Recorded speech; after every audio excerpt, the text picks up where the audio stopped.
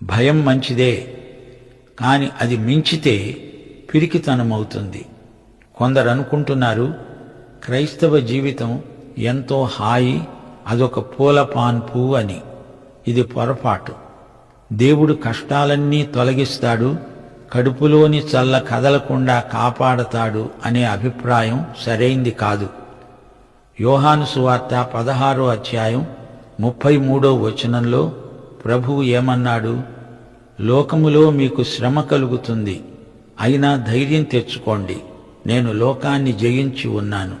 మహాశ్రమల కాలాన్ని విశ్వాసులు చూడరు, విశ్వాసి శ్రమలు అనుభవించక తప్పదు. ఇది మనకు పరాయి లోకం. అందుకే మనల్ని చూచి కుక్కలు మొరుగుతాయి. నీ ఇష్టాయిష్టాలు కాదు, దేవుని చిత్తానికి, ఆయన నీకు అప్పగించిన సేవకు నీవు పూర్తిగా అంకితమై